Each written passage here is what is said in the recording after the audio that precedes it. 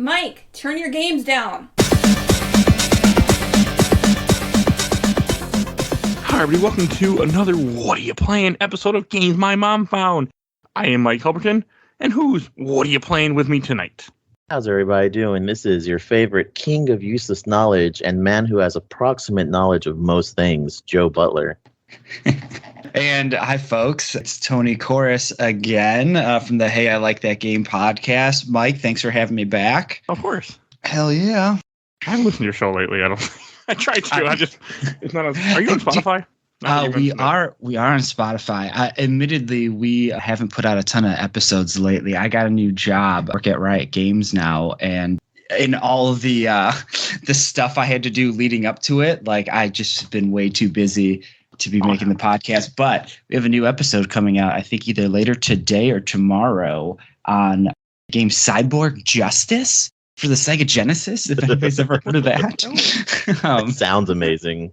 Dude, look up the box art for that game. The art is so fucking metal. I love it. I love it so much. It's a fighting game? No, it's a beat 'em up, but it has like a fighting game like system to it, like most beat 'em up games. You know, that DNA is shared, you know. But it's very interesting. I'll let you guys listen to the show to get my extended thoughts on it. But it's interesting. I've never even heard of this.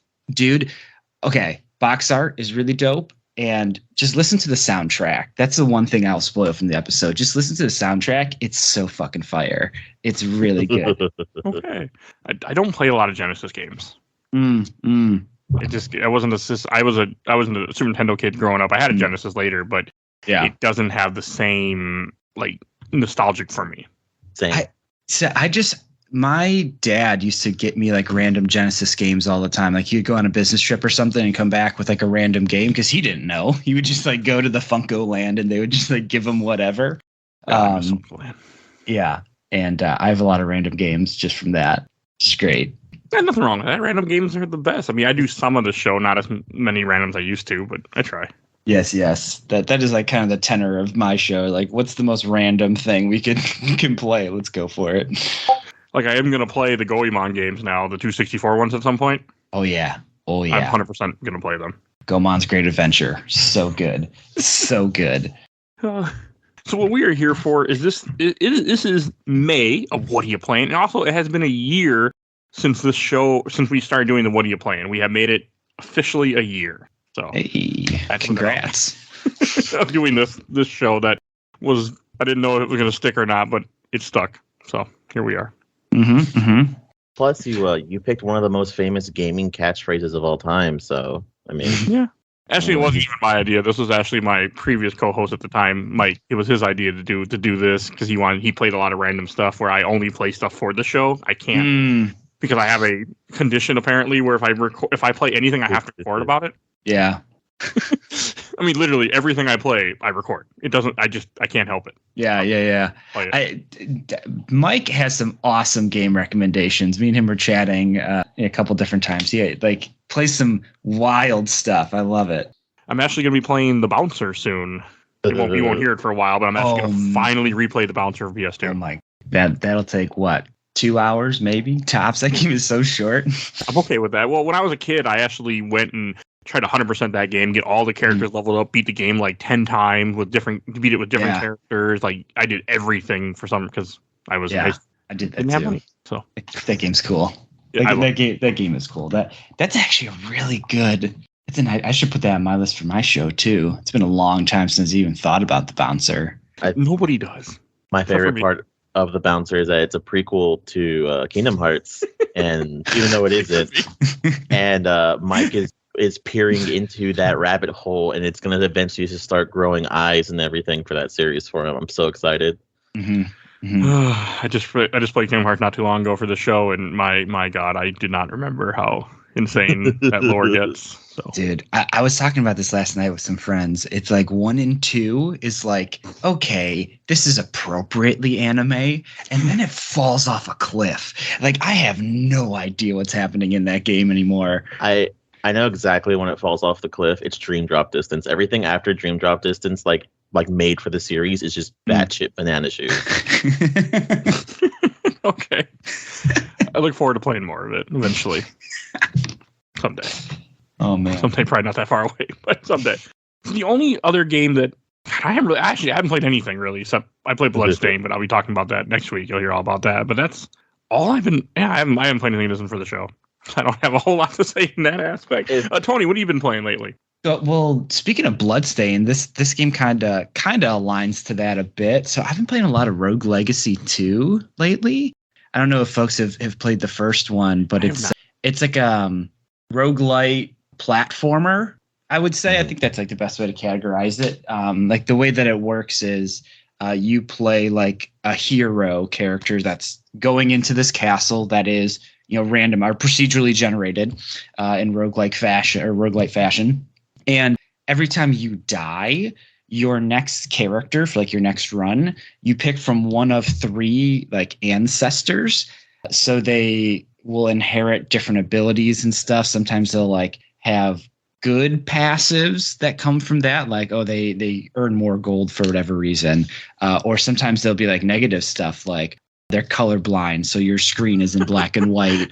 Or like my favorite one that's just like kind of wild is like synthesthesia. So everything that moves on your screen now leaves a trail of color. So like the screen just gets littered with stuff, and it's like totally not a great way to play the game. But I love that it's there. Like it's an interesting mechanic. But yeah, I've been really, really liking it. The first one, I struggled with beating that game because like the way that you kind of increase your strength in roguelite fashion is like you collect gold in your run, quote unquote, like your life. You bring that gold back to your castle, and there's a giant skill tree that like you sink money into to make yourself stronger, unlock new classes, unlock new features and abilities, that kind of stuff. And in the first game, it was really challenging to like climb that ladder and to like feel like you're getting really powerful quickly.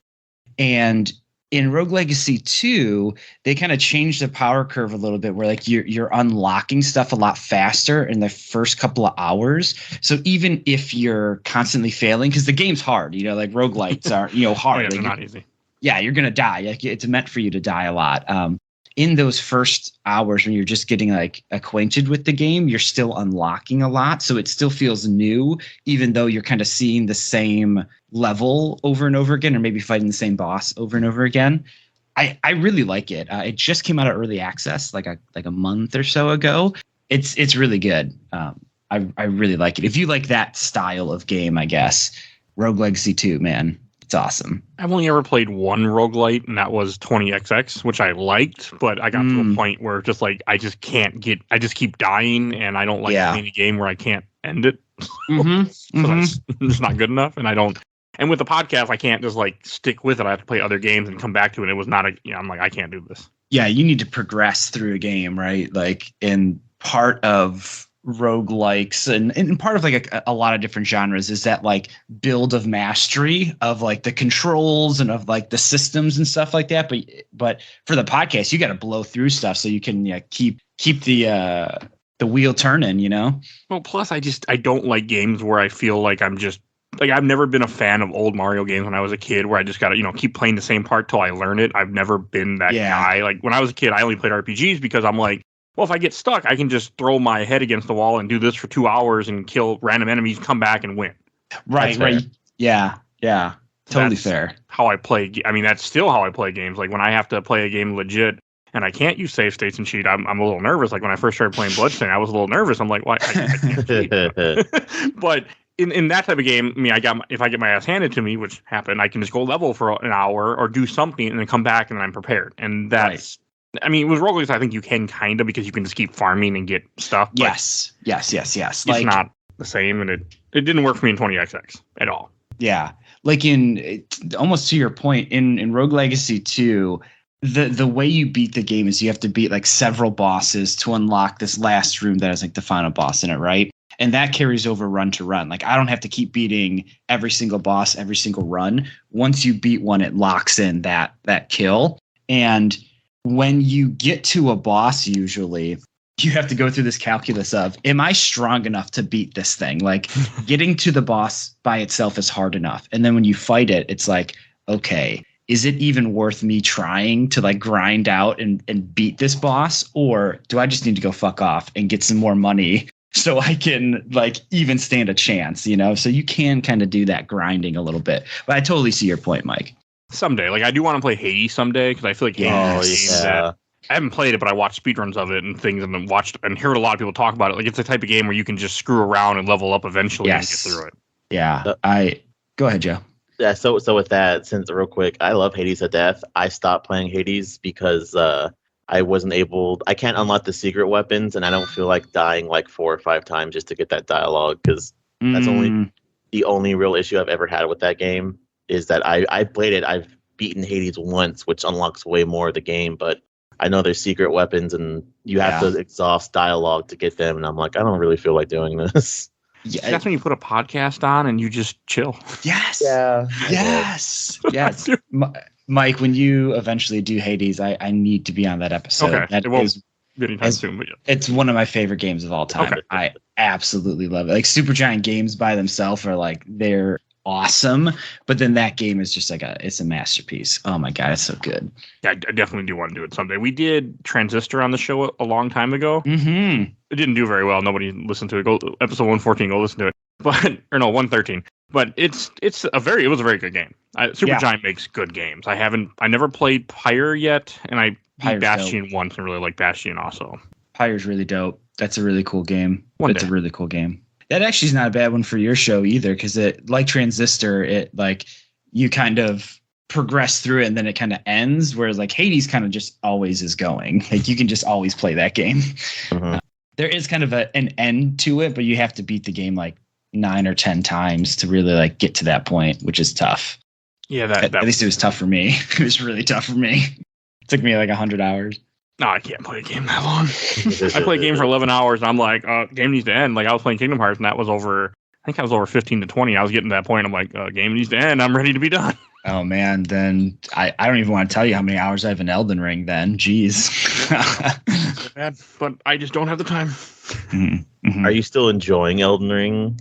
So I played like 140 hours, a little bit more than that, of Elden Ring. Uh-huh. And I really, really liked it, but like I don't want to touch it anymore right now. Like I did everything I wanted, so now I'm waiting for either like DLC or the mod scene to beef up. Because this is what I really want to do. My next playthrough, I would love to have a randomizer mod and a always co-op mod going at the same time, so it's completely fresh. You know, like that would be fantastic.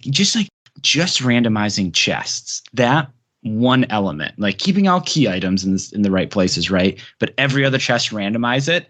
I think that could make for the most fun Wretch run, where you start at level 1 and you just, whatever you find, you build your character into, you know? It'd be really fun. Did you like it, Joe? I can't play those games. I'm not good at them. I can't get past the first boss for Dark Souls 3, which shows what kind of person I am. But I ask because I have a friend. All my friends love him, including my husband. But I have a friend who he's like on his 3rd playthrough, New Game Plus, and I'm like, are you even having fun anymore? Like you're just one-shotting everything. Right. Yeah. It's funny you mentioned that, Joe. I was talking to my buddy Robert last night, and we had the exact same conversation. He's like, yeah, I put 400 hours into Elden Ring. I'm on my 5th playthrough. I'm like, what? What? Like my 140 hours were like blood, sweat, and tears trying to beat the game. And I don't have a platinum. I don't have 100%. Like I'm probably close to like 70-ish% of like everything.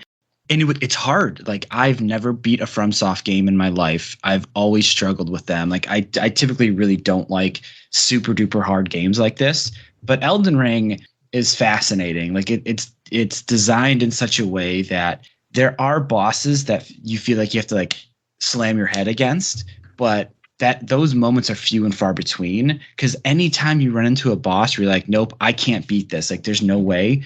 You just leave and you go do something else and you get way stronger, and then you come back and just decimate this boss that was like destroying you before. It's a really good feeling, and Elden Ring's very impressive. It's a very impressive game. I want to play it 100% for sure someday. Yeah. I think my biggest issue is because I've got dumb fingers. It's the attacking with the triggers. I can't use.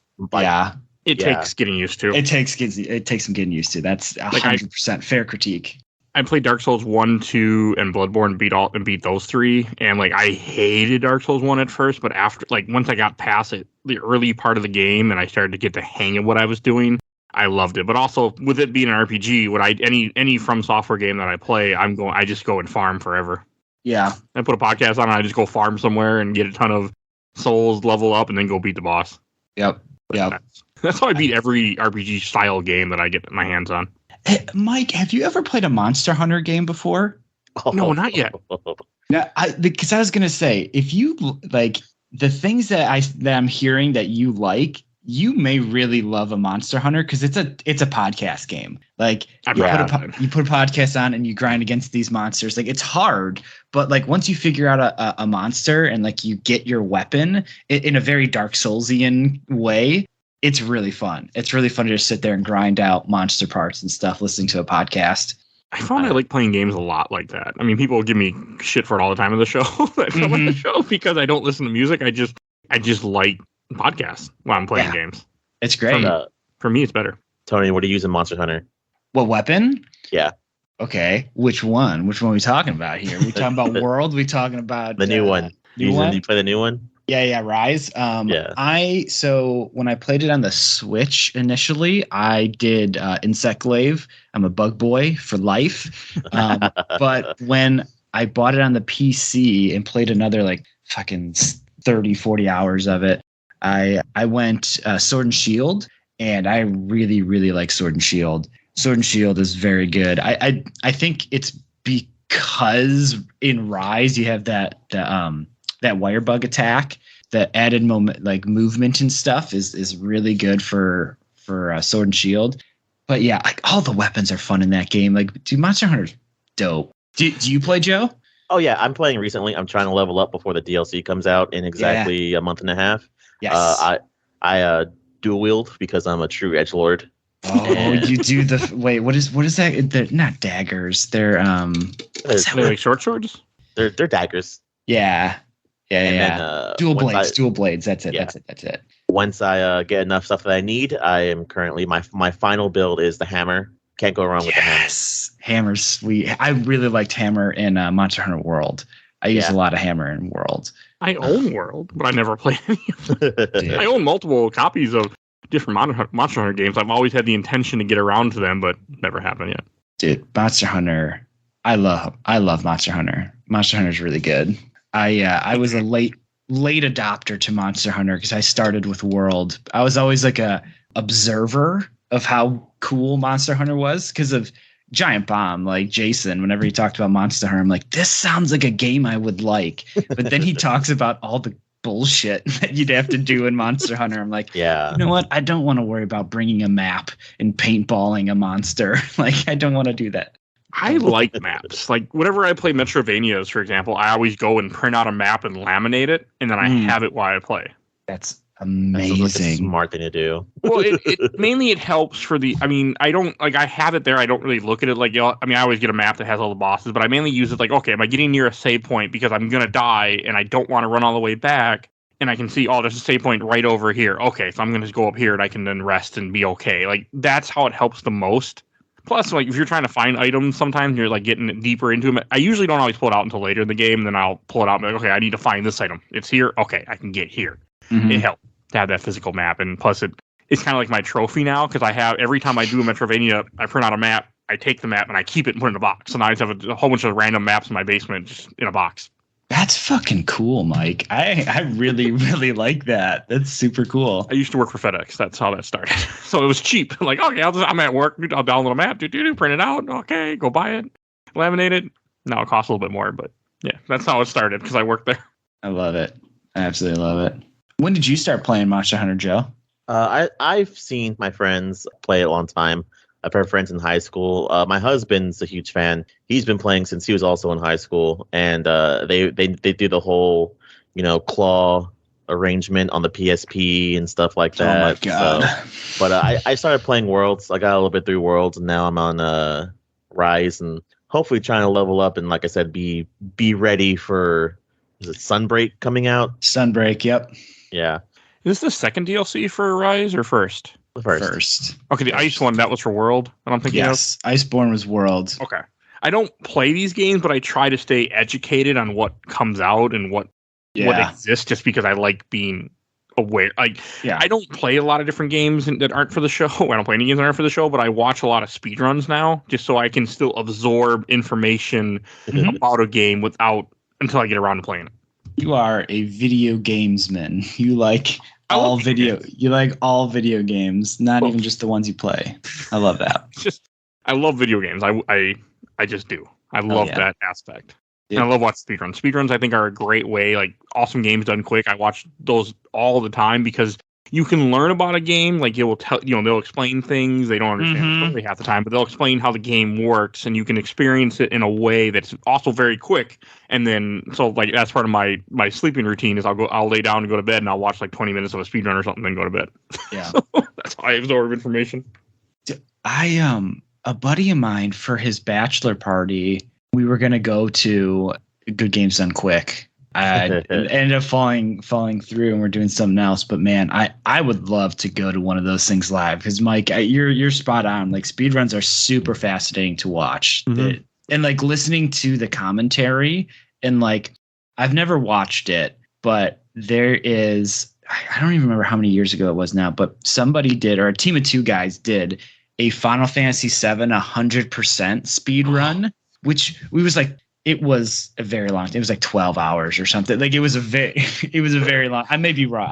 Maybe like 6 hours. I don't know. 12 hours seems more realistic for 100% of that game. Yeah, it's a very long time. It was a very long time, and like watching the stuff that they like. That's a lot of time that you have to entertain for and play this game. So like, I love that shit. I actually talked with a guy who, I don't know if he still is, but he might still be the world record holder of FF9 any percent. Oh, and wow, really? That's an 8-hour some speed run. Jesus. So he was talking about how you have to just keep talking. You just gotta, we talked about FF9 in some interview, something, it's on the show. But yeah, I mean, it's like, to do that it's got to be a feat. Yes, on Twitch now you're not entertaining, thousands and thousands of people most likely, unlike you are on Awesome Games Done Quick, depending on your ranking. But still, like, to just keep talking, like, it's a skill. Yeah, to keep doing that, plus perform like, oh, here's this really insane obscure glitch is frame perfect. Yeah. Oh, and I did it. Oh, first try. Like, what?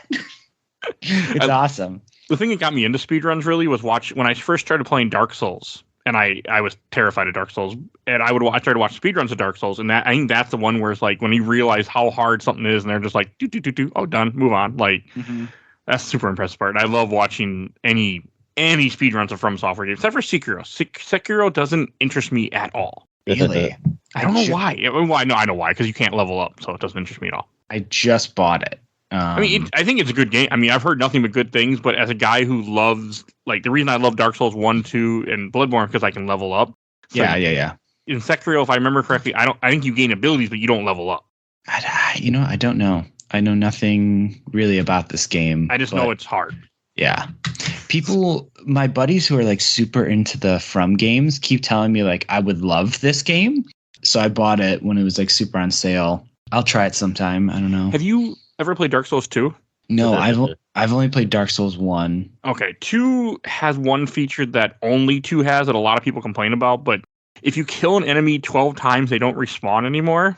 So weird. If you're like me, just go and farm every enemy 12 times, and then you're awesome leveled up, and you run to the boss, and there's nothing there anymore. You just quick run, go fight the boss. If you die, just run right back. No issues.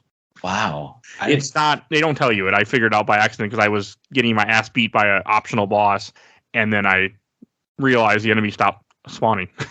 So then I looked it up and went, oh. That's wild. But it's a good feature if you're the kind of gamer that just really wants to level up. It gives you a kind of like a checkpoint in the sense, oh, yep, you killed everybody 12 times here, move on. The only issue is if you die a whole bunch and lose a lot of souls, you can't keep getting them back. Can't get them back. Yeah, that's the thing I'd worry about is I'm that dumbass that loses 24,000 souls. Like, no shit. You just have to play it. I mean, I play Souls games very much more careful in general. Especially that game, I would hide a lot and I would kill. I mean, I would keep going back to the save point constantly to not to lose any souls. You and I are very different. But I also didn't do a podcast when I played Dark Souls. I'm way too brazen in that game and in most video games, if I'm being honest. I also play Dark Souls and my wife gets really mad at me because I start swearing a whole bunch and I get really pissed at me. Like, I was playing. God, it was on PS4. It was for the show, and it was kicking my ass. And I'm trying to think what game it was. But I remember, Shovel Knight. I had to start laughing because if I didn't laugh, I'd get mad. If I got mad, she'd get mad at me, and I'd have to stop playing. It would be like, love it. So I would just sit and laugh every time I died, and that was my solution. Didn't work. So why are you? I don't remember if I've ever beaten Shovel Knight. I feel like I have, but I also feel like that bleeds into like when people were playing it. I know what the ending is. So I'm not 100% sure myself. It's a really good game. Yeah, Shovel Knight's dope. Hard. It's a good game. I was never able to beat the... what was the second? Spectre Knight? No. I beat... Spectre Knight was super fun. The Plague Knight. Plague Knight. I never beat Plague Knight. I beat the other. I beat the other two. And I know what King Knight is out now. I haven't played that one yet. I haven't either. There's Plague Knight, Spectre Knight, and King Knight. I beat Spectre Knight, loved Spectre Knight. I'm actually hopefully at some point going to do it on the show. And then Plague Knight, I did not like at all, and I didn't really give it much of a try, and then I just dropped it.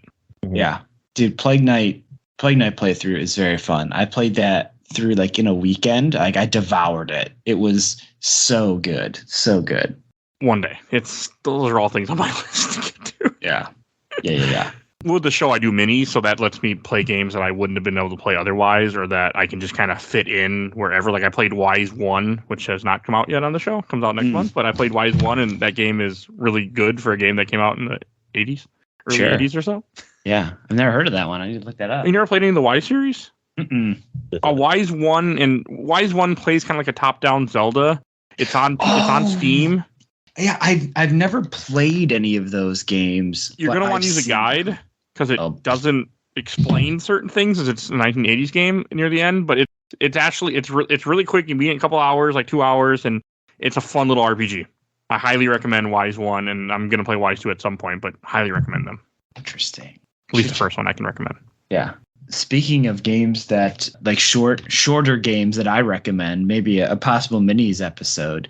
Mike, did you ever play Peggle? Did you like that Peggle? I don't like it, but I have played it. Oh, okay. So I take it back. If you don't like it's a good game.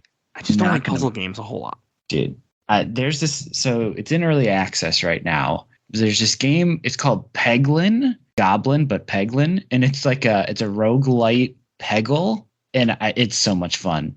It's so much fun.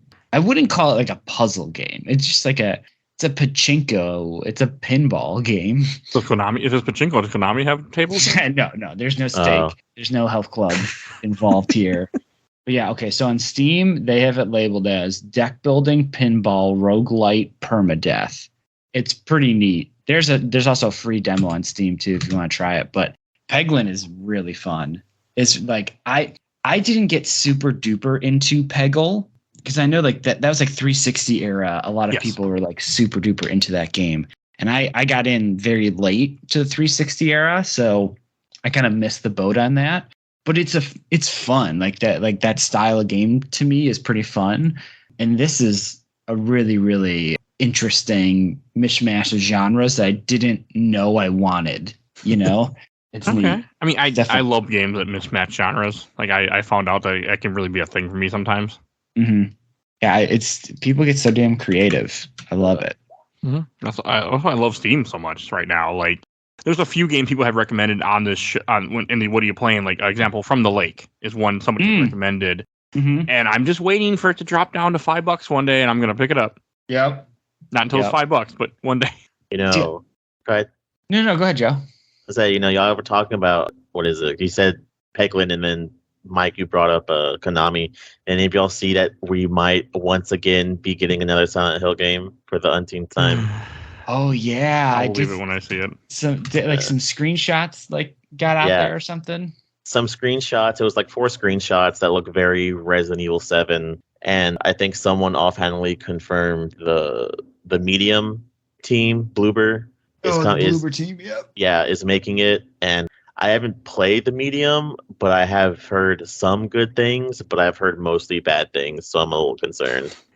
When it comes to Konami and rumors like that, I don't even care. I'll just wait and see what happens. Yeah, I mean, it was exciting that there might actually be something for a change, but sure. I'm excited for the people that are excited by that, because I wish they just sell all their IP and just make their pachinko machines and let people make games. Yeah. But like, I'm not into survival horror, like horror games, like at all. It's like my least favorite genre, or one of them. But they're tough. I've always wanted to play PT. I've always wanted to. I never have. I've never like ran into some. I didn't get it on my PS3 when I had the opportunity to, and I've never like ran into somebody that's had it. And I don't think you can play it online or anything yet. No. So it's like, that seems interesting to me, but like that's interesting to me as a piece of gaming history, not as a video game, if that makes sense.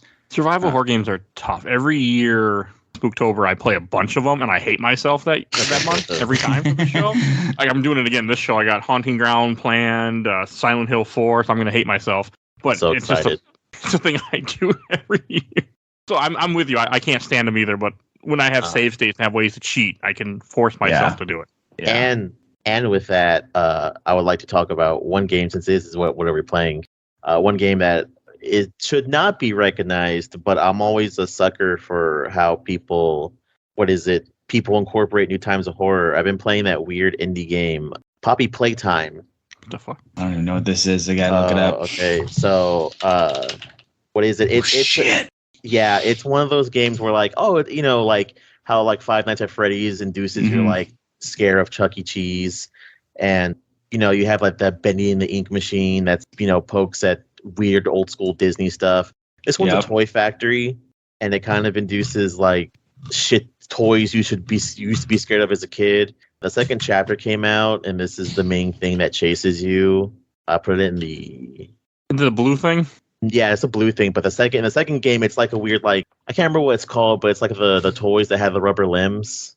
Oh, Stretch Armstrong. Yeah, but it's something like Polly something. But I put a picture of it in the Polly Playtime. Yeah, the Facebook Messenger. Okay. Oh yeah. Yeah, but this is it. It's a good game, but there's also something along the lines of the creators making NFTs that have lore introduced into them. So if you didn't get the NFT, you're not going to get some of the weird like offhand lore. So I'm hoping these guys get their heads out of their asses and make a pretty decent survival horror game, because it plays good. I almost had a heart attack at least twice during this game. Yeah, I don't like being scared. Like that's it's my least favorite like emotion. I don't either. I love being scared. I don't watch horror movies. I don't really play horror games up for once a year. I play a whole bunch, and that's it. See, last year, I don't think it was. Was it last year? No, I mean, especially 2020. I can't remember 2021. I think Mike was already gone at that point. I was more careful with my horror games because he wasn't into a lot. Like, he didn't like horror games, so we would do stuff that wasn't as horror, like Resident Evil 4 and other stuff I try to put on there. But now that I'm doing, like, I've been trying to get Haunting Ground on this show since the beginning of the show, because I've always wanted to play that game. That's my goal to play it this year, finally. Because I'm going to play an emulation, because, I'm not going to spend $300 to buy that copy of that game. Games Capcom should really re-release. That's one of them, just because. Like, come on. I know it's not that easy, but still, like, put it out there. People would buy it. Oh, game companies are so weird. Like, if it's like a weird combination of like they hate and love money at the same time. Like with Square Enix doing the whole like, every time we get more money from Final Fantasy 14, we're just gonna make a fucking awful game just to lose money again. I'm salty about that Babylon's Fall. I actually really wanted to like it, and it's just a hot garbage mess. Live service games need to go away. You can't make everything live service game. I don't play any of them. I only own one. I own Anthem because I got it for $2. I think you're right. I think you're right that they all can't be, but I think some can be. Some, yes. And they can be. You can make a really, really good game in that model, but it's like survival of the fittest. Like there only can be so many, right? There only can be so many vying for the attention and like the money. It's really tough to make a successful service game like that. It's really tough. They shouldn't have went down that road. I mean, after Avengers failed so terribly, why would they go try again so quickly? Yeah. I'm actually hoping to play that game later this year too. Live service games, I think the real issue is like I always feel like it's a bunch of old men trying to figure out how to use a cell phone because they always get it wrong. Where it's like, no, why are you putting like leveling up stuff and like why are you making the gacha system where like this item's like 1 out of like 50 million? Well, we want people to spend more money. No, that's not how you get people to spend more money. Like this isn't how this works. Please stop. You are very, very right, sir. You are very, very right. I like pay to win. Anything pay to win fucking bites. It bites. Mm-hmm. I do not like that as a design, and I think you're right. I think it actually bears out for the most part that pay to win doesn't work. Doesn't make you more money. It also depends on the country too, though. There are different expectations per country, per culture around some of that stuff. And it's not one size fits all around the world when it comes to some of those design points. But I agree. Is Genshin Impact pay to win? No. Yeah, kind of though, because like the drops are so rare for like the really good characters that you need to do like some of the highest level stuff. Okay. Or at least from my understanding, I could be misconstruing it. I've never played it. I've seen it and it looks pretty and I'm like, I'm good.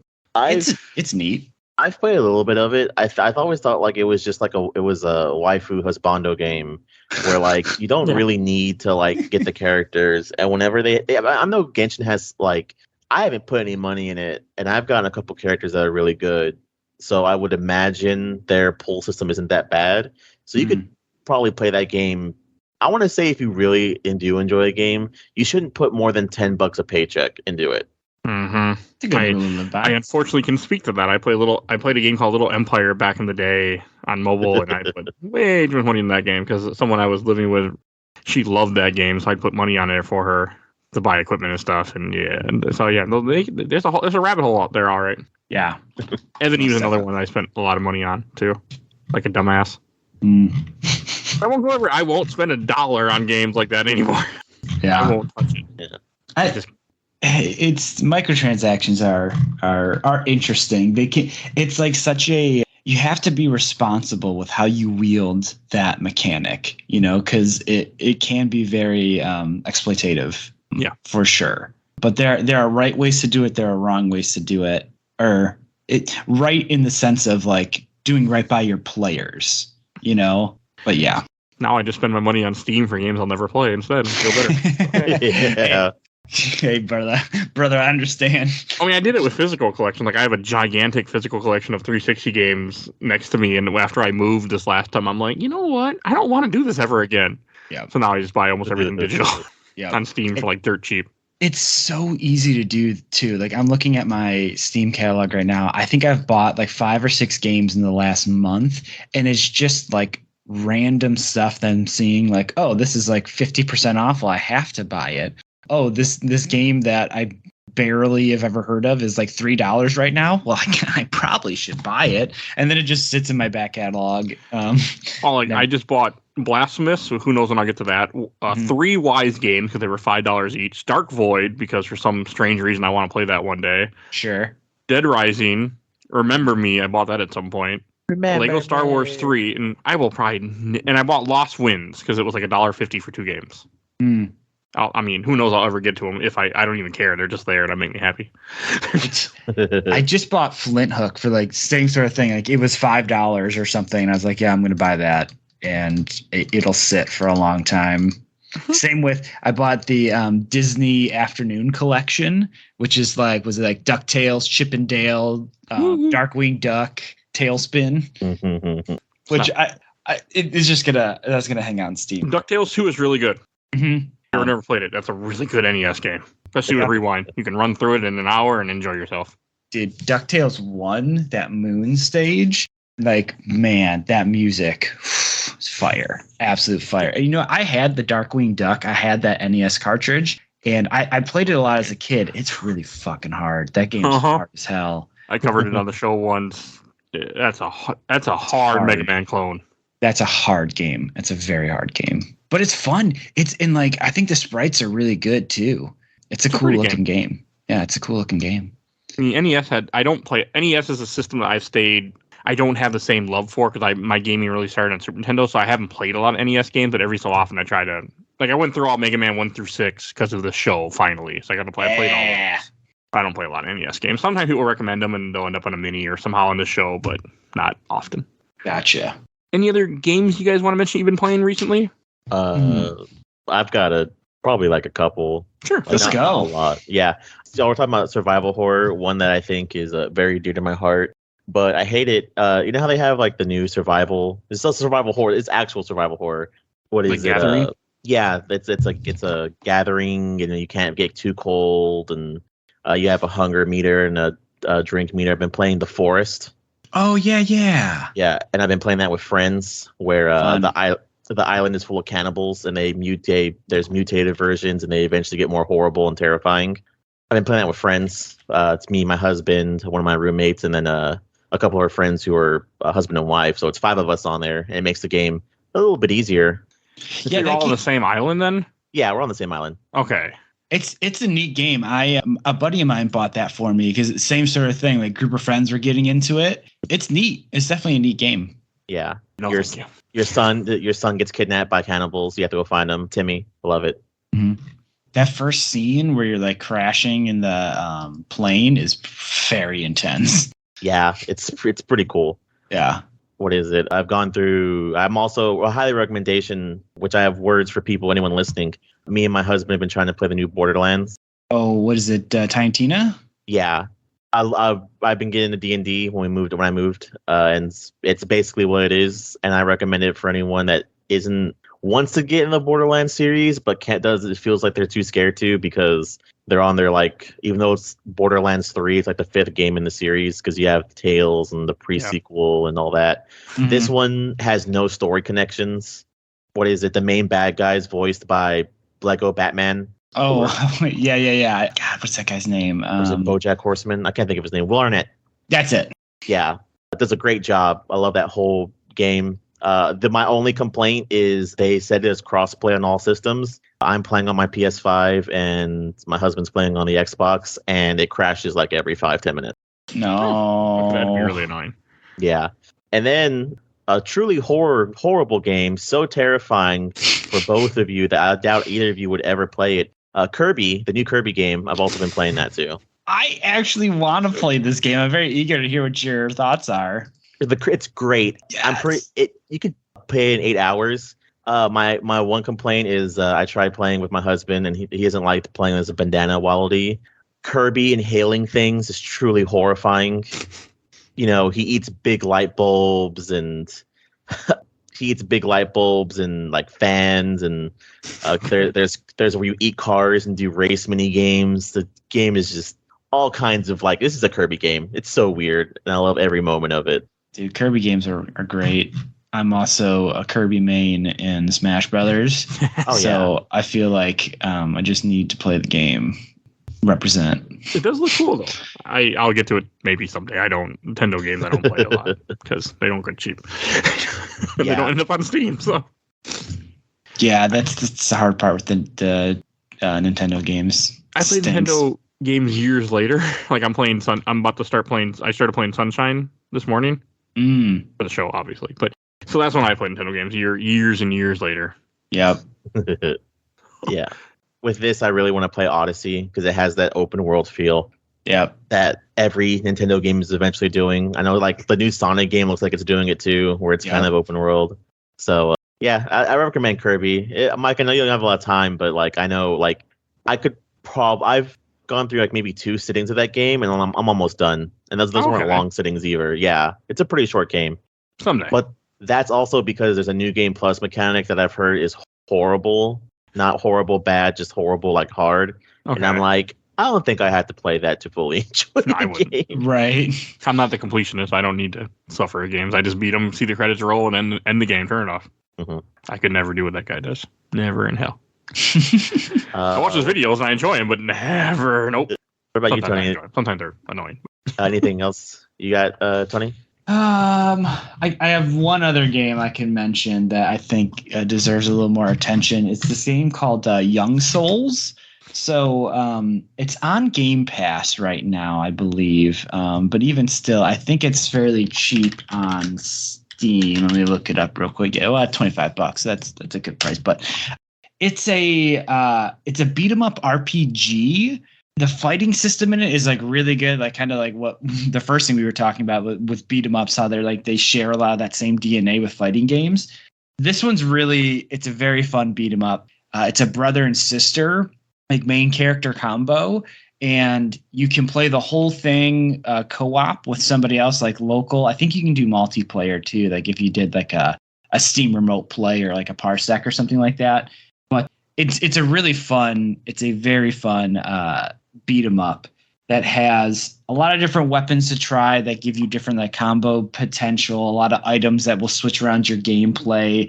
There's like a fairly interesting story. I think the art style is like really cool. It's a really neat looking game and it moves really well. Yeah, I think that game is super cool and more people should check it out for sure. I looked it up on Steam and I'm looking at the trailer. This art is like amazing. Isn't it? Like it's like a mix between like really smooth animation and almost like paper 3D. craft. Yeah, it's like these really nice flat textures like sitting on top of like these character models, and they look like almost like marionettes, kind of how they move. Like it's fascinating. It's really fascinating. And yeah, like I said, story's good. There's like a fashion element to it. Like this game's got a vibe that not a lot of games look and feel as unique as this one. And yeah, definitely like Joe, like if you and your husband are into beat 'em ups, like this could be a really fun couch co-op. Sure. This looks like it's got like more advanced Scott Pilgrim like vibes to it. Yes, very much so. Yeah. Young Souls. This game's dope. Check it out, folks. You got my attention. I looked at it. I'm not sure about it, but it just didn't grab the art style. Did not grab me. The thing that I really appreciate about it, and this is the game that I used as like my palate cleanser after I finished Elden Ring, because like I needed something else. Like I was like just so done with. I was so done with Elden Ring. This game, like I think it took maybe 15 hours, maybe less than that. Like it's not like a super big commitment. It's meaty, but it's not like the biggest commitment in the world. And it's just fun. It's just fun. Okay. I'm okay with fun games here. I'm definitely okay with games that don't have a big commitment. That's for sure. Right. Exactly. I can't play anything with commitment. All right. We should get to TV shows we've been watching. And just kind of stuff that we want to mention. First, I have a couple quick things I want to say. Is I finished The Good Place. Last month, I was just finishing it up. That is a really, really good show that I can't believe it took me that many years to watch. Without spoiling it, Tony, have you seen The Good Place? Yeah. Okay, so without spoiling it to the viewers, then I think the twist ending is really good. I've heard about what the twist ending is for the show, and I think it's really interesting. And if I didn't know that's what it was, I'd probably get in the show, but it's still definitely worth a watch. It's a show that isn't really like a. I think the right way. It's not like the show continues itself. Like every episode is a continuation of what's happening. Like they don't call it like season 1 episode or season 2 episode 3. It's like chapter 13, chapter 14. It's very good. You have to watch it in order. Like we wouldn't want to just watch on TV and miss things. You'd miss out on a lot. But it was very, very good. And I'm glad I finally watched it because both me and my wife are big fans of Kristen Bell. So I don't know. I don't know why it took us that long to watch it. But, yeah. And then we started watching Veronica Mars season 1 because of that. So there you go. Again, when we first met, that was one of the first things she brought on DVD and had me watch like 6 years ago. And now I'm rewatching Veronica Mars. I'm like, it's still good. Guys are bell heads. Oh yeah. If you ever come to the convention, I'd meet her in a heartbeat. There you go. All right. What about you, Joe? Mine, I have 2 things, and I'll do my anime call off because I have a very good anime recommendations this time around. I have been to talk about that Nathan Fillion. I've been watching an old show of his and a current show of his. The old show is Castle, where he is a crime writer teaming up with a detective trying to solve crimes. And his stupid, gimmicky story ideas are usually what end up helping them solve the cases. So And then his current show is The Rookie, which is he's a 40-year-old cop just starting out because him and his wife met in college. They had a kid together, forced to have a kid together. She got accidentally pregnant. They decided to raise their son as soon as he turned 18. They got divorced and went their separate ways. And so now he moved to LA and he's a rookie cop. And it's one of the things that people are always giving him a hard time because they're like, you can't be a rookie cop at 40. You're just, asking for trouble and blah, blah, blah. So, but it's got that Nathan Fillion feel that we all know and love. So yeah, he's a good actor. He's a fun actor. Yeah, when I don't have podcasts, that's what's playing on my other screen while I'm playing games on my computer. Mm-hmm. Anime-wise, all family interested, and these I think are pretty good picks. One is Spy Family, spelt Spy X Family. It's a man by the name of Lloyd. He has no last name, and he is Berlint, foreign Europe, number one spy. And they tell him that he's on a peacekeeping mission to keep an eye on a high government official if they want to make sure he doesn't try to start a war. So they go, we know you're good, so we need you to start a family and have the kid infiltrate the school that his son goes to. And he's like, this is bullshit. So he goes to a orphanage where he finds a little girl who happens to be a telepath. So whenever she reads his mind and he's thinking, oh man, this spy stuff is so hard, like most spies do, she's like, I need to get on this business.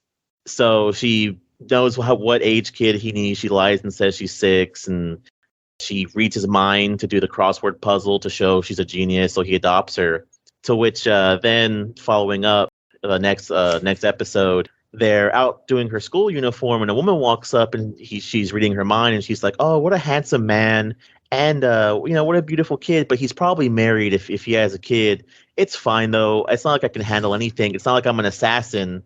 So this little girl's like, yo, dad spy, assassin mom, hell yeah. So she convinces them to date each other, and he ends up like, hey, I really need to get my daughter into this school. Do you mind if we lie and say we've been married for a year to keep up the family look? And her not thinking all this all the way through because she is kind of a airhead. She's like, oh yeah, totally, this is perfectly fine. And they just get into all kinds of shenanigans. Okay. Sounds great. Yeah. Rom-com is love after world domination. What happens when the Red Ranger falls in love with one of the lieutenants of the evil group? Okay. Yeah, and they must keep their love a secret. So it's basically he's the Red Ranger for the Gelato 5, and she's the Reaper something, the Reaper Princess, and she's a lieutenant for the big bad organization group. And he likes the way she fights, so he challenges her to a one-on-one in the middle of nowheres one night. And he's like, I'm in love with you, and she's like, oh, that's pretty ballsy of you. He's like, yeah, so go out with me. And she's like, okay. So the whole series about them, like, they're in the middle of fighting, and they've taught each other how to like read each other's moves so they don't get too hurt. They go off on one-on-one fights, and everyone's like, oh man, our leader's so brave. And they pull out like a picnic kit and sit there and have lunch and ask each other how their day is going. It's really great rom-com. Okay. And the second season of a series that I highly recommend to most people is a second season of Shield Hero, which in the first season is Isekai, which is being teleported to another world. And the main character is the Shield Hero, and he kind of gets vibe that not a lot of people like the Shield Hero because it's he's Shield. There's a guy that's spear, there's a guy that's a bow, and a guy with a sword. And they get invited to this kingdom, and they get transported to another world, and they're in this kingdom. And they say they're told they're heroes. These guys all go off that they say the world's based off of a game they played, but the main character has no idea what they're talking about because whenever he got transported, he was reading a book. So he's like, that's weird. He finds out that his hero, there's been numerous generations, and no one's really liked the hero of the Shield. So he has to go through a bunch of hardship. Great series. So the first season's out. So you need something that's like 24 episodes before you get a second season. It's not bad. Okay. What about you, Tony? What's some stuff you've been watching? Two things come to mind. I don't watch a ton of TV in general, but my wife and I have been watching *Halt and Catch Fire*. It's like a 4-season drama. Came out, I think, like 2014 or something on AMC. That's kind of all about kind of the rise of technology in like a very dramatized way. But like it kind of starts off with, building a computer that's supposed to rival like the Apple II. and then it builds into like early online video games, and now it's kind of talking more about like kind of the foundations of the internet as we know it now.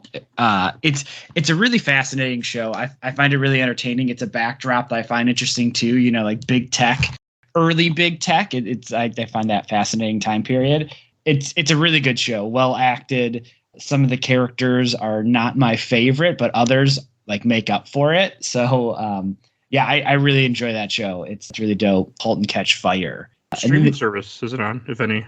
I don't know. I think it's like you might be able to get it like on AMC. I think has like their own like platform, or they're a part of something. Maybe it's on like Apple TV or something. I don't know. A buddy of mine had it on his Plex, so I was watching it through that. But yeah, that show's dope. But the other thing I've been watching, very hard shift here. I've been watching a show called The Great Pottery Throwdown. It's on HBO Max. It's in the vein of like a Top Chef, or if you've seen it on Netflix, Blown Away. It's like one of those like competitive creative shows where every episode somebody kind of gets voted off, but they go through all these challenges. But this one, it's delightfully British, and usually I feel like British shows that are in this style aren't always as like aggressive as like American shows of this style. But this one, like, they can get pretty harsh with their critiques. One of the judges is like an insane person, which is pretty dynamic. And it's like, and pottery is fascinating to watch. Like watching the people create these like really impressive shapes very quickly out of just, you know, a lump of clay it's really cool. I am very bad with working with my hands and creating in such a way. So watching other people do it like makes me really happy. It's like really, it's a enjoyable thing for me to watch. So yeah, it's really dope. The Great Pottery Thrown Down. It's great. I love shows like that. I absolutely love shows like that. Okay. I've been on a weird kick of watching serial killer documentaries or terrible documentaries. So I watched the Jimmy Savile documentary, which means nothing to anyone that on the show right now in America. But if you're in the United Kingdom, you might know what I'm talking about. He was a radio host that turned out to be a pedophile and I think abused like over 500 people or something. Jesus Christ. Yikes. Because they never... People didn't really come forward, and when people did, they just go, he was friends with the police, he was friends with Prince Edward, I think it was. He had friends in a lot of places, so he was pretty much untouchable. Like with a few times, Harvey Weinstein. It's close to that. Like he was bad. Like he would like volunteer at hospitals and stuff. Because he was abusing people. Like he'd volunteer like mental hospitals and stuff for troubled kids and things. Like it's very interesting though. Like when they finally, because nobody came forward. Well, people did, but the case didn't get built against him until after he died. He realized like the monster he was. And it's a really good documentary. It's only 2 episodes on Netflix. And I watched The Perfect Bid, The Price is Right documentary. That was stupid, but I watched it anyway. I watched that documentary. It was all right. I was thinking some kind of conspiracy or something like the guy did that changed. He just got the showdown perfectly right one time, and that was the whole thing. Okay. But I don't know. I thought there'd be some kind of scandal or something, and there wasn't. It was just a guy. A guy who was just really good. He was really good and like studied it and just I believe it. Cracked the code, man. It was interesting. Just it wasn't what I expected. And then I watched a Boeing documentary about crashes. That was I think it wasn't even that long ago. And sometime in like the 2010s, I think it might even been 2019 or 2016. A bunch of 2 planes went down, and they knew there was a fault in them, and act like, we had no idea, because they were being cheap. You know, because that's what you want. You want from your plane to be cheap. Mm-hmm. It's really good though. And then the last documentaries, I watched a documentary about Wayne Gacy. That was interesting. And I watched a documentary about Ted Bundy now. I don't know. I don't know what to start next, like by myself. So I've just been watching random serial killer and horrible documentaries lately. I feel that. It's great. It's great for when you're editing podcasts. That's how I do it. It's like, what were you gonna say, Joe? I have 2 things. So a weird question. Do y'all listen? I know we Mike, you have your podcast. I'm on here sometimes, and Tony, you have your own.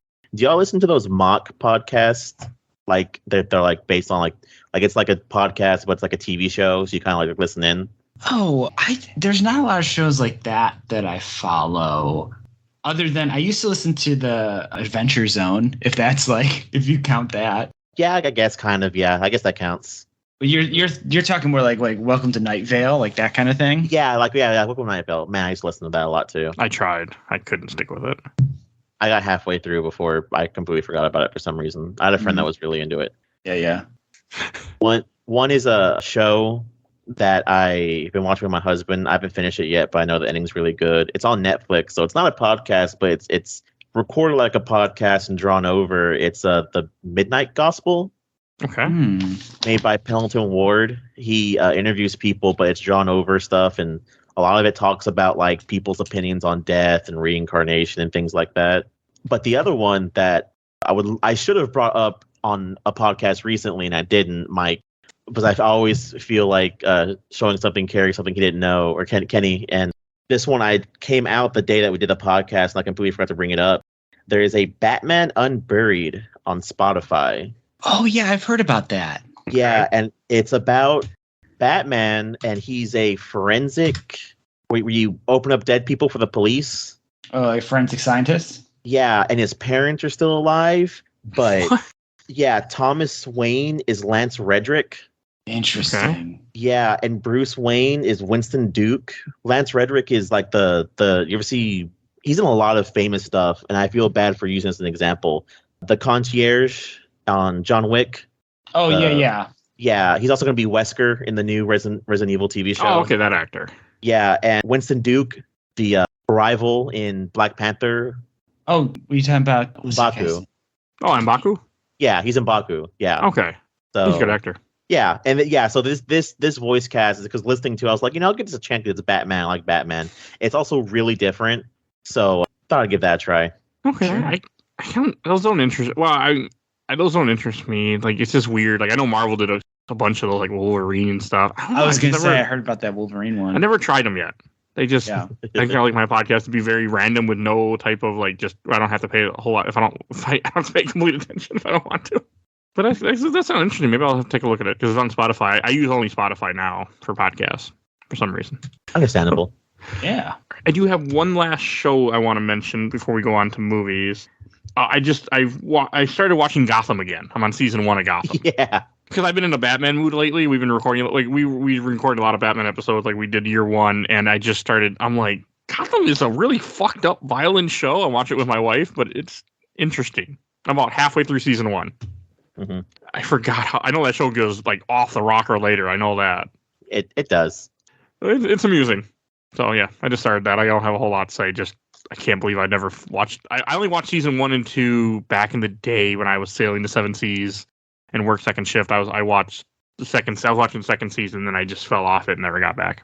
Well, Gotham takes a lot of liberties, and it's one of those weird things. Like, I think like Smallville.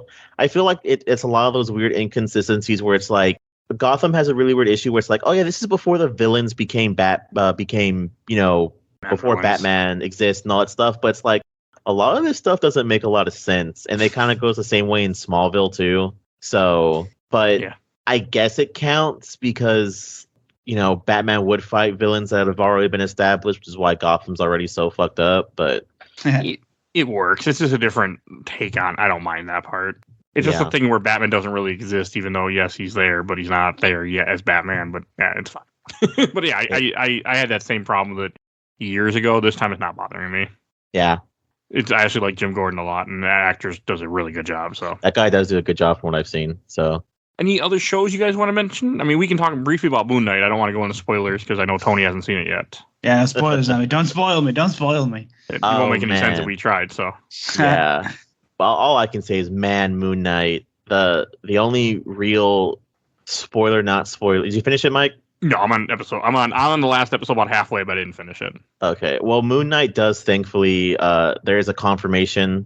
The end credit scene does confirm another season, which had me very worried Aw. because there were rumors that this show was canceled and we weren't getting Moon Knight ever again and stuff like that. And Well, even I'm a little surprised we're getting a second season because most of these shows don't tend to be. They're just little mini series. yeah, people like Moon Knight. I think it's because people like Moon Knight, and this show Even though shows are already made before the series came out, I feel like a lot of people did like this. I like the the shifting between the two characters and a lot of the actors in this too. So I'm really glad that they're going to make a second season for it. I mean, it's cool. I'm a little bummed because I like it just to wrap up and continue on to something else. Like see him, but I guess it makes sense because he might not be in movies for a little bit. Yeah. And this one doesn't feel, this isn't really a spoiler, but it doesn't really feel connected to the MCU. It feels like a very separate thing, which is not normal for MCU, which is nice. Mm-hmm. Yeah. It's like you don't need to have all this infinite knowledge of MCU to enjoy this. It's just its own little piece of thing happening in that world somewhere. Yep. Which That's is nice. It's a big critique for, I think, the other Marvel thing we're going to talk about here in a minute. Yes. So, but one of the things I think what it has to do, which this gets into it, and I see people make the joke about it all the time on TikTok, and this has to do with it as well.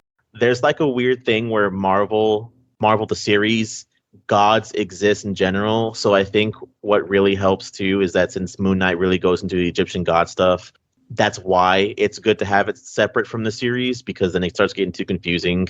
The new Thor trailer does show Zeus, so I'm really excited to see where that goes. Well, there was supposed to be some kind of link to Thor Love and Thunder in this show, but I guess they cut it out. I believe it.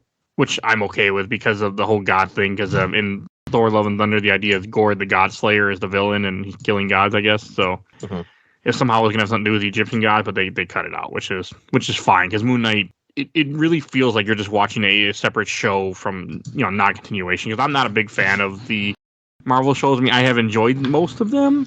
I watched all of them almost at this point, but I just, I don't get, I didn't watch Moon Knight until the whole show dropped. I just had no interest to watch it until then. Yeah. Same with Hawkeye, too. Hawkeye I didn't watch until it dropped all. I just didn't care. And I really enjoyed the Hawkeye show. I love Hawkeye. Hawkeye was good. I liked it, for sure. So, do you feel like there wasn't enough with the suit in the show so far, Mike? Yeah, but that's because it's like a prequel. Or not prequel, but a very, introduction, but yeah. Yeah. Which is fine. I mean, I don't know anything about Moon Knight, and no, he's such a kind of bizarre character, too. Like, there's no real, like his comic book knowledge of him keeps changing, too. Each new run, they keep changing stuff with him. So he's one of those characters that doesn't make a whole lot of sense at times. Or you can do whatever you want with, I should say. Yeah.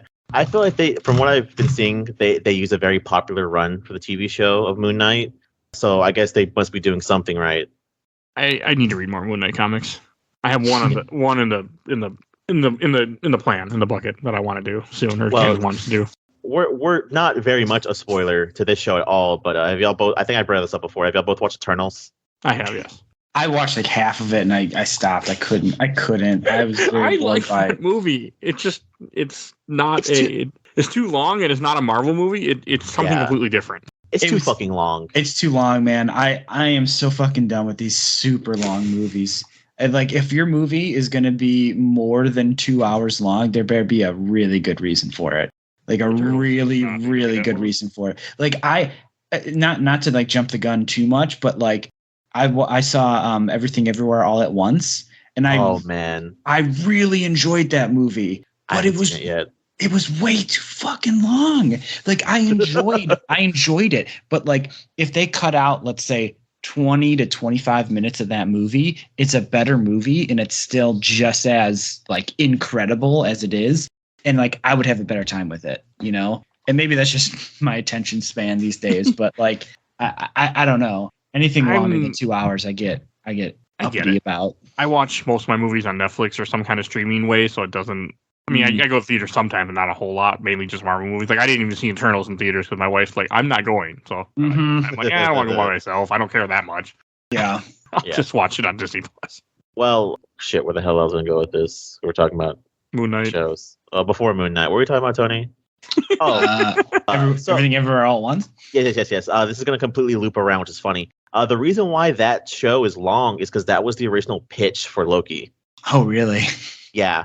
I read that recently, where basically the guy did the Bender thing, where he's like, "I'm going to pitch this for Loki," because they didn't come to me for a Loki pitch, and they didn't like it. They're like, "No, this isn't really what we're looking for, so we don't want it." But the guy's like, "I really like the script, though, so I'm just going to take it and make my own movie. So fuck you, Disney." That's where everything everywhere all at once came from. Yeah, it's supposed to be. It's a Loki pitch. That's why it's a universe jumping movie. Huh, That's That's very interesting. I could see that as like a kernel of the original idea, but like it spins out into something totally different, super unique. That's a big reco for me. Like that movie's great. I don't think it's like one of the best movies of all time. Like I've heard some of my people say about that movie, but it is excellent. It's an excellent film. But Eternal should have been a TV show for Disney. Yes. Like there's way too much introduction in that movie where I'm like, I feel like if you gave me more time, whenever these characters die, I probably would have been more butthurt. But in the movie, I'm like, I don't even remember half these characters' names. No, it's something that I don't even understand why they did it. Yeah. When I watched the bit of that movie that I did, and the first big character died, I was like, what? Why? What? Huh? Am I supposed to care? Like, what the fuck? It's a really weird idea. Like, even the fact that in like the post-credit scene you have Blade talking, or the actor that's going to play Blade, like it just doesn't make any sense. Well, that makes sense. It's the weird introduction because the boyfriend's supposed to be the Black Knight, which I had to look up because I didn't know what the fuck it was. Yeah, they don't tell you. Yeah, but it's them teasing a supernatural Marvel movie series, which I wouldn't mind because that means that's Moon Knight, Blade, and the Black Knight going up against vampires, which sounds hilarious. I want that. Yes. Yeah, no, that completely segues all into that. Yeah, I'm really excited for all this stuff. Oh, and then also the reason why was it Layla in Moon Knight? Yes, that's the wife. Yeah, the reason why she's such a cool character is because apparently the guy that made Moon Knight really, really hates Wonder Woman 84. Yeah. Okay, I don't blame him. Yeah, and that sucked. That shows towards the ending of the last episode of Moon Knight. You'll see. You keep that in mind, Mike. Whenever you finish that episode, you're gonna go, "Oh, that's what Joe meant," and you'll be like, "Okay." Okay, I should hopefully finish it today. I should have time to go put it on and just watch it. All right, should that bring us to our last topic? Oh yeah. All right, so we're gonna talk about Doctor Strange Multiverse of Madness, and we are going to spoil. So if you do not want to be spoiled, you have not seen the movie, click now. Otherwise, we're gonna get into it. So it won't be that long, but it's gonna be a spoiler. So all three of us did see Doctor Strange Multiverse of Madness. Yes. Oh yeah. Which is a really good movie. If I had a nickel for every time I had to watch Patrick Stewart die as Charles Xavier, I'd have 3 nickels, which isn't a lot, but it's weird that it's happened 3 times. Yeah. I thought it was pretty good. Like definitely in the good camp. Like if you had to split the movies, Marvel movies down the middle and be like, here's a good side, here's a bad side. I think it's in good. It's not my favorite, but there were some cool things that happened in that movie. I just can't get over how much the trailers lied to me. So before I saw this movie, I'm like, oh, Baron Mordo is the villain. Okay. Or the Illuminati's going to be the villain. Okay. And then when things happen and Wanda's the villain, I'm like, what the fuck? Yeah, I think it made a lot of sense for Wanda to be this main villain. Mm-hmm. The only thing though that really bothered me about it was that like, what was the purpose of WandaVision? Because like WandaVision, by the end of that, she like learned her lesson. But then that post-credit stinger in WandaVision, it's like, oh no, she didn't learn anything. And it was like super clear that she didn't learn anything by the time, like in this movie. And it's like, she has her redemption right at the end, I guess. But like, it just felt weird. Like I loved her as the villain, but like I didn't fully understand what was the main driver of like some of the story beats of WandaVision if she's, just going to be evil, I think partly it was supposed to be that she got like, because of the kids and wanting the kids that by the book tainted her and took that wand that she had and used it, I guess. I don't know. I was just I was a little surprised and a little taken aback. Like I agree with you, kind of like WandaVision doesn't, it's like, well, she kind of got redeemed, and now she's like she went straight villain in this movie. Yeah, like hardcore. She leaned real deep into villain. I like to think there's at least a little bit of stuff in the movie. I think I completely kind of agreed where she was going with, because I'm always a sucker for like if you just given me what I wanted, we wouldn't be having this issue. I wouldn't have had to kill half the fucking more than half of the fucking town. Your girlfriend wouldn't be dead, Wong.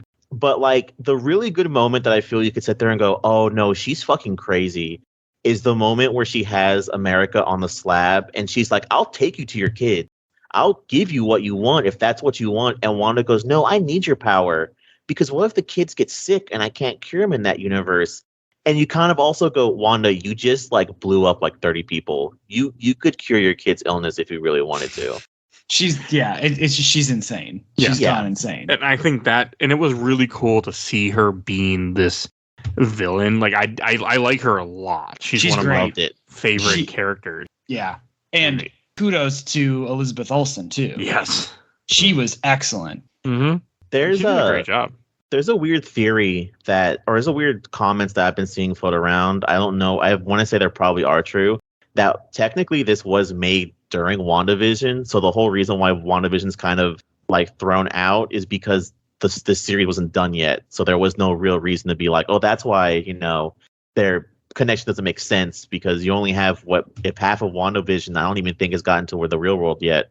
Oh, okay. I mean, because I know this was like a lot of these movies were made and then COVID hit, so it took forever for everything to get there. Yeah, Mm-hmm. When you're making such a giant world, you need to write down what you need to like plan. I mean, they're pretty good at planning, but their time it doesn't work as well. I really, really liked some of the really like Sam Raimi moments in the movie. Oh, like it definitely had horror elements that were like enjoyable. Like that first time that she kind of enters the mind of like the young sorcerer or whatever, and she like the camera zooms in behind him and like she like appears there and whispers in his ear. Like that whole effect was so good. That was so good. I loved all the Sam Raimi stuff. Like, and there was so much Sam Raimi stuff too. Yeah, I'm glad that they let him make the movie he wanted to make. Seemingly, like they really let him make it. And this didn't feel like a cookie cutter. Like so many MCU movies, I enjoy them almost all of them, but they feel like they're cut out of a cookie cutter type mold, and this didn't follow that mold really. Yeah, my husband really has a big problem. He won't see his movies with me because he's like, I'm so sick of seeing superhero movies. Yeah. And when I came home, I was like, oh, you want something different, you fucker? This is something different. Yeah, definitely. And like, I thought the introduction of America Chavez was like pretty good too. Like, she's a great character. Yeah. I don't understand how she got that name and like her clothes and all that, like her outfit, because like she's been jumping the multiverse forever. Like, it's very odd. You bring a point up, yes.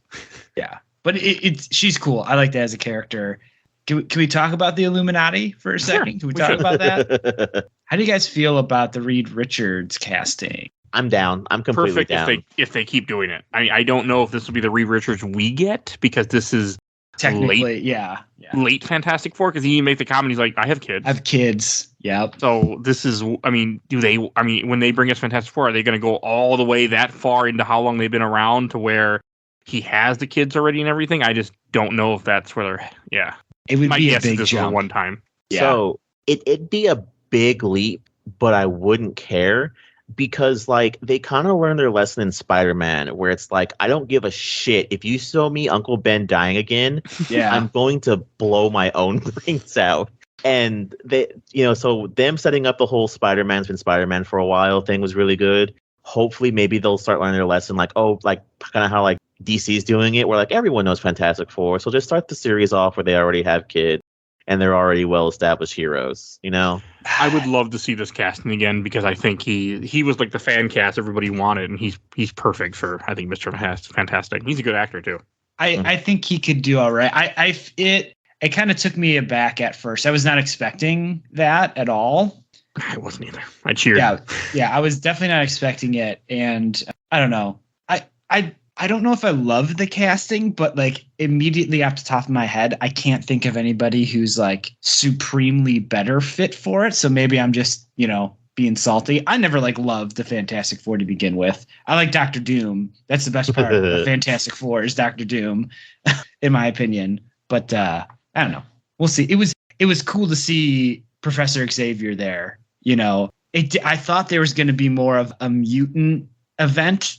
I thought there's going to be something more there, but like I thought this was going to go into like reverse House of M, where instead of her getting rid of all the mutants, like she spawned all the mutants. Like that's where I thought this was going, and it did not even come close to that.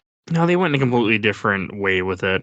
that Professor X introduction, the really getting the whole like theater got quiet and you hear like the 90s X-Men theme gave me chills, dude. I was so happy. I was like, oh my god. I like that they went like straight comic book pull for his wheelchair too. Like they didn't try to jazz it up. It's just like, here, it's fucking yellow. Yeah. And it's like, what this is. Like, you're totally right, Joe. Like that, as soon as that like sound cue happened and I saw the wheelchair, I was like, that's it. They did it. They fucking did it. And we got to see Black Bolt too, which was cool. I mean, he didn't do anything. I guess it's the same actor who played Black Bolt in the Inhuman show that nobody watched. That right. I want to watch for this show just because I'm crazy. I thought that was I thought it was insane that they put Black Bolt on like in that because like he's normally on the Illuminati, right? I don't know that much about the comics, but like after how much the Inhumans failed, I didn't think they would do that. But hey, whatever. I was happy to see because they need to bring the Inhumans at some point. Do they have them? Do they? I think so. Yeah. Everyone owes me a fucking nickel. I've been saying for like the longest time, like they're not gonna have Tom Cruise Iron Man in this. I know they're not. Oh yeah, it wouldn't be a point if there wouldn't. There's no point. Like some of the Easter eggs, like I like the alternate Captain Marvel, which is her girlfriend, and really odd choice to have Captain Carter. But I want to say it's because the What If did really good, so they decided to throw that in there too. People love that character. They love that character. They love that actress. I bet What If was probably done long before, or this movie was probably done before What If, maybe, or so. Yeah. I think that was already planned. Like, they knew that they were going to do both of those with, I think, before reception. I liked it because I like Haley Atwell a lot, and I think that, she's a really popular actress in the MCU in general. People like her a lot. Yeah. You're never going to get her again, so it was nice to have her one last time. Yeah. And then like, I don't know how to describe the feeling because it's not like this bad disgust, but as soon as like you get the, oh, hi, Wanda, this is Black Bolt. He can kill you with a sound. And she goes, what mouth? And it does the slow camera pan. Like it wasn't a bad disgust, but this whole scene made me feel something that I've never felt. And I loved it. Sam Raimi. Yeah, like just like seeing like these characters get murdered on screen that people have been asking for years is like probably the fucking funniest thing I've seen in a long time. That scene was dope. Wanda went to work. It was very cool. This is very cool. This is the first time that we really got that Wanda too. We never have gotten the killer Wanda like to really see what, because they always in all the movies. They always end up having her get knocked out or something happens, so they don't have to show her power. Same with Vision is always removed most of the time from the fight too, because they're characters that are just too damn powerful. Yeah, too strong. You have to be careful how you use them. Same with Captain Marvel. You have to use them very sparingly because they're too strong. Yeah. But that scene was excellent. That scene was absolutely excellent. And like, I still can't believe Zombie Strange. Like they went in that. Like that was like. It's so odd, like very much not a Marvel movie. Very much not a Marvel movie in a lot of ways. Like still third act problems at times, but a lot of movies have that. Marvel's notorious. Notorious for it. Good point. Good word for it. And like the end of the movie just ends. It didn't feel like it came to like a good conclusion. It was just like, it's over. And then like I don't know anything about Doctor Strange. So this third eye opening up thing, like I have no idea what that means. It's like, oh, is he evil now? Do we have an evil Doctor Strange? Also a reference to the first movie. In the first movie, when Tilda Swinton touches him, she touches his forehead and makes a comment about a third eye. I don't know much about Doctor Strange either. I think it's supposed to be a reference to partly him being affected by the Darkhold, but also the third eye has more to do with him becoming even more powerful, I think. I think it's both, because I think what it is something I saw that, because there's no real explanation for it as of yet. It's him finally dabbling in dark magic, because I think it's kind of like Wanda, Scarlet Witch. You're not necessarily evil because you dabble in dark magic, So I guess she's always was she is a villain. Scarlet Witch starts out as a villain in the comics and then becomes a hero, then becomes a villain, becomes a hero, and it keeps switching. Yep. That happens when you're so powerful, man. And another thing, like the reason they never call Shumagorath because they don't own the rights to Shumagorath the name. Yeah, I said the same thing. As soon as I saw that in the theater, I was like, "Oh, it's Shumagorath," but it's just different enough. They can't say it because Conan owns Shumagorath. That's funny. So they can't say Shumagorath. So that's why it is Shumagorath, but they can't ever say it. None of the toys will ever say it because they don't own that name. Too bad. Does anybody know who that character in the final stinger? Clea? Yeah. Or Charlize Theron? Yeah. Who's that? I don't know who that is. It's Clea Strange is the character's name. Oh. That's all I know. I don't know much because she's been around for a while. I don't know exactly who she is. Oh, she's the true wife. She's, and it's funny because you say her that she's Clea Strange. She's Clea Strange through marriage. She is his wife. Yeah. I thought maybe it was like a daughter or granddaughter from a different universe or something. Yeah. But okay, that makes more sense. She usually becomes the new Doctor Strange whenever he dies, but it usually consists of, oh no, my husband is dead. Now I must be Doctor Strange. And then it's like, now I have to find a way to bring him back. And that's, how comics work. Weird. Okay. It was cool to see her, though. I mean, because you kind of wrapped up the story of Rachel McAdams' character, where he's like, I love you in every universe, which I did like that line. And then, like, that's the whole line. And seeing her get married, like, it was a good way to, like, cut that off. Because when there will be a third movie, I'm assuming she won't be in it. Yeah. Oh, yeah, absolutely. Can I also say if there's a third movie, can we not have Mordo in it again? Because we have to.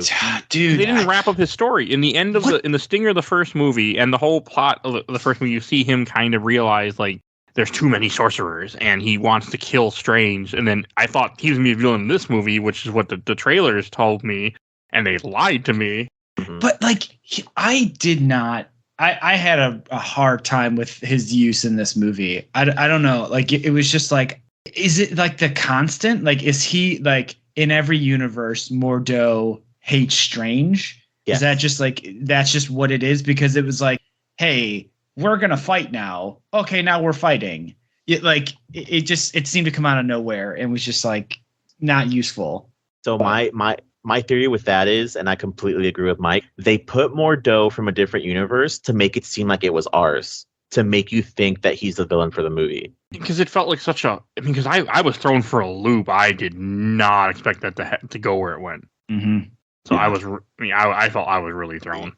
Yeah, I thought there were the scene in the trailer where he's being walked up by Ultron bots. I literally thought that they were in the TVA at that moment in the trailer. Oh yeah. I heard a couple people say that. Yeah, I did too. I mean, I also thought Iron Man was going to be in this. I never thought Tom Cruise. I mean, like we were saying earlier, there's no way I would have seen Tom Cruise signing up to do something like this for. What?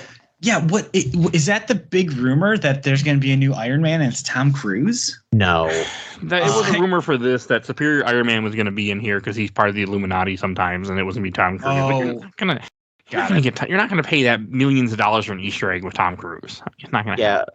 Well, the joke is because Tom Cruise was one of the choices for Iron Man way back in like 2000. Right. So, yeah. Yeah, but that's not... He's more expensive than he was then. Yeah. He's also an asshole, I think. He is an asshole. Tony, did you like the Elden Ring reference in Doctor Strange? Oh, which maybe I missed it. No, you didn't miss it. She grabs the vase and uses it like a cannon. There's a weapon like that in Elden Ring. Yeah. That was cool. I thought that was cool, but it's like, hey, that was just out of nowhere. But like, cool, love it. It's probably also like an Easter egg to the comics. I'm sure there's different items in the comics that is something from the comics. I'm assuming. Right. Yeah, probably. No, I'm excited. I'm excited to see where it goes. I'm assuming I feel like we're not going to get a Avengers movie again for a long time. And I assume by the time we do, my guess is the Guardians are gone, Thor's gone, Doctor Strange, Benedict Cumberbatch is gone. Like, we are going to, when we do finally get Avengers, it's going to be a completely different cast because almost every character is getting wrapped up. I bet it turns out to be Young Avengers with America Chavez being like our Iron Man figure. We've got Kate Bishop. I mean, they're setting it up. They're setting it up. They're setting up the Young Avenger and the new Black Widow. Like they're trying to get there. I'm very curious who some of the next ones are. And like new Black Panther, that's coming out sooner than I thought. Yeah, Wakanda Forever. Yeah, I'm very curious to see where they go there. I think that's this year. I think it's supposed to be this year. I know we get Thor, Love and Thunder, but I haven't even paid attention to what. I kind of fell off Marvel a bit. Yeah. Because I recorded too much about it, and I'm trying to again because I have issues. But I kind of like. I just don't even like. We get Thor: Love and Thunder. Okay, yeah, we get it in May. No, that can't be right. Soon. No, that is May. That can't be right. Okay, what the hell? Definitely not May soon, but it's soon. No, it doesn't say. It just says 2022. So I don't know when that's coming out yet. Oh, we're also getting. Was it sometime this summer? I want to say it's July. We're getting Miss Marvel too. So. Oh, that's right. That's right. Yeah, I'll have to watch that too then. Oh, a release date for Wakanda Forever is 11/11. Really? November. Okay. See. When's Comic-Con? Like a month or two, right? Yeah. We'll probably get a trailer then. It's June. Yeah. Well, Thor: Love and Thunder comes out. That's the next one. That's Like July 2 months? 8th. Yeah, it's in like 2 months. So they're probably not going to show much for Wakanda until after that's done because they don't want to mark it over. Well, no, they do show trailers. Never mind. We had trailer for Doctor. Yeah, they'll do it. You're right. And then Quantum Mania 2, is that before or after? Don't tell me that's this year too. That can't be this year. It can't be. It can't be.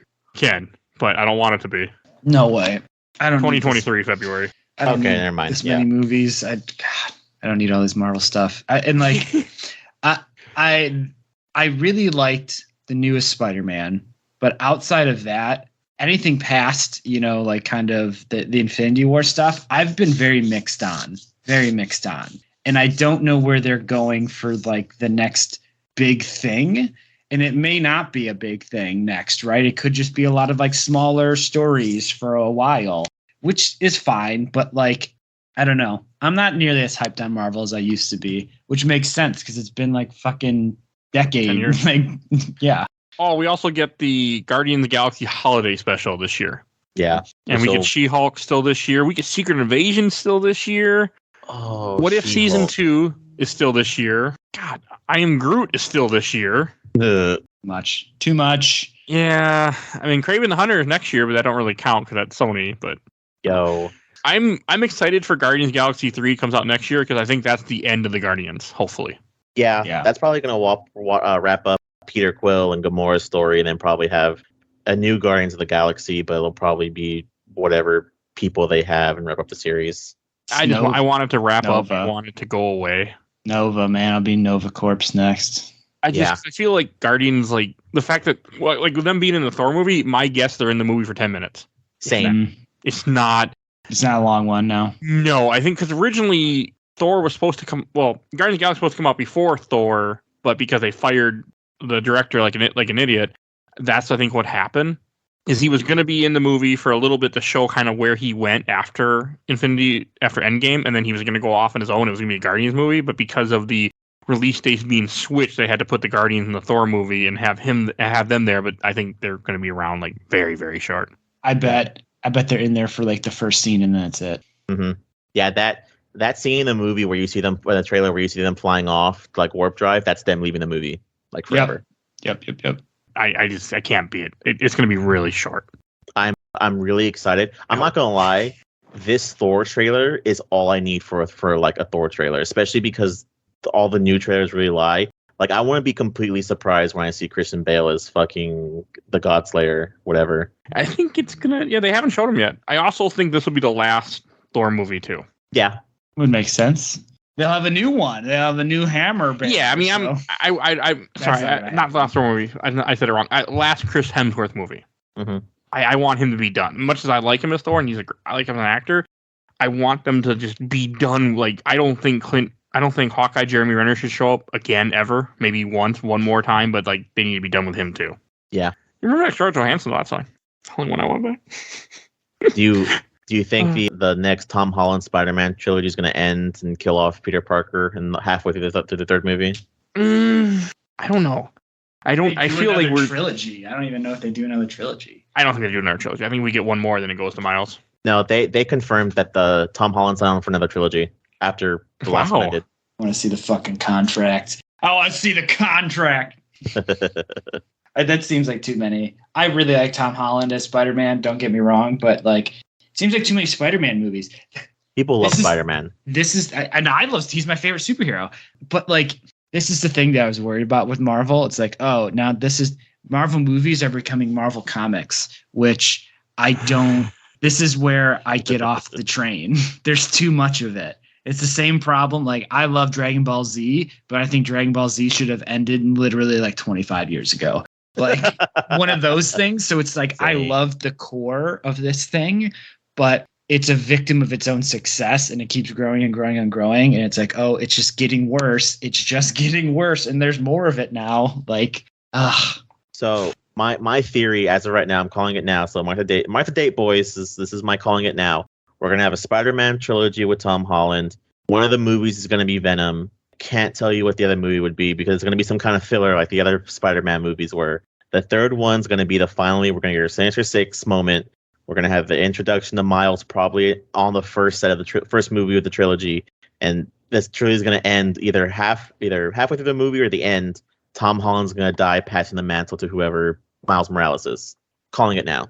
You're probably right. I mean, by that point, if he does another trilogy, which I'd be really surprised, I mean, it'll be time to wrap it up at that point. okay, Joe, I think you're right. Except instead of going Miles, they end up going like Silk or something like that. They do like Spider Woman instead to really just like to do like a hard turn there, which I would also be down for that. I think that would be super cool. And it's like, I would love to see Miles though too. Like I would love to see anything other than just a normal Peter Parker for sure. Same, it's time. And last thing I want to say before we wrap up this up, do you think Wanda's going to come back, or do you think they're done with her? No, she's done. She's Okay. done. No, she gets poofed in the red dust. That was her teleporting away. We'll see her again. Ooh, okay, you heard it here first. I don't know if I want to. There is still a white man Vision running around somewhere. Yeah. Wanda's not done. Okay, maybe one more thing then with her. One more thing, yeah. Okay, because I think she's getting near the end too, because she's got to be done. She's got. I mean, she came a little later, Age of Ultron, but they still got to be wrapping up all these arcs. Also, I made that comment on the group too. Not a lot of multiverses to be considered a madness. Yeah, not I'm enough. okay with that though. I get it. Like I agree with you, but I'm okay with it. There was that one scene where they went through like a ton of multiverses, right? Or that he's falling through. Like that was the only part where you could say there was some madness happening in the multiverse. I'm okay with that though.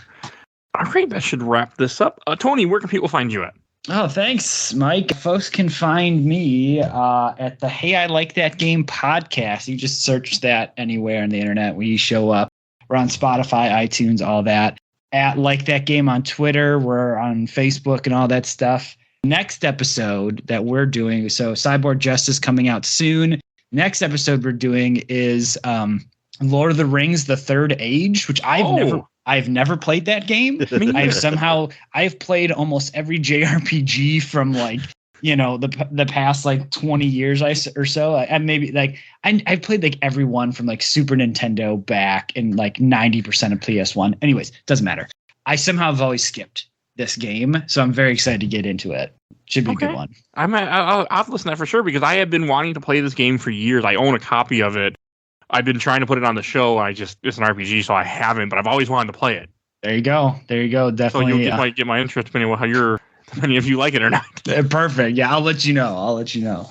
Okay. All right, and if you enjoyed this episode, you can find all our other episodes. We do What Are You Playing every month. We do movies. We do comics. We do game. We do all sorts of crap. If you can find our whole catalog if you can't find it on Spotify or iTunes, check out Podbean. Everything is on Podbean. Definitely go listen to that. What else am I going to say? Oh, please follow us on Facebook, Instagram, Twitter, and on YouTube. We're on YouTube, audio only, but we are on YouTube. And want to give a shout out to my awesome intro and outro, courtesy of Helena at Hell Has Fury. You can follow her on TikTok. And other thing to say, want to give a shout out to my buddy Bill Tucker, who started his own podcast, A Gamer Looks at 40. You can find him there. He did the MCU stuff with me.